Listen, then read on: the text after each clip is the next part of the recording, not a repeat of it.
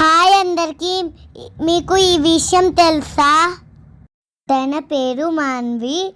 తన 10th బర్త్డేకి ఆన్లైన్లో కేక్ ఆర్డర్ చేశారంట.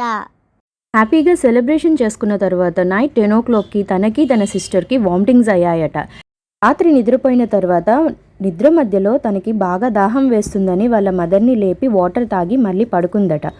4 o'clockకి పాప ఏదో తేడాగా పడుకుందని గమనించిన వాళ్ళ మదర్ పాపని లేపడానికి ట్రై చేసినా తను లేవకపోవడంతో తనని హాస్పిటల్లో అడ్మిట్ చేశారట. బట్ అప్పటికే పాప మరణించిందని తెలిసింది.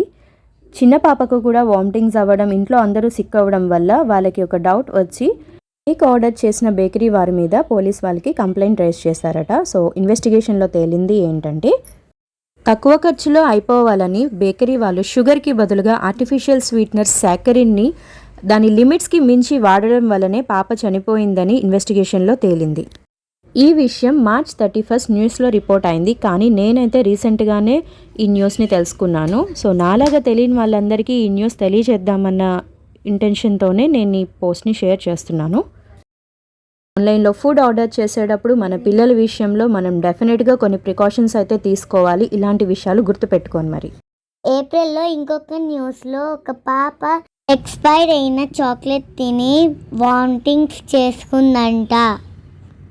డాక్టర్ పాప ఫుడ్ పాయిజన్ అయ్యి చంపైనని చెప్పారంట.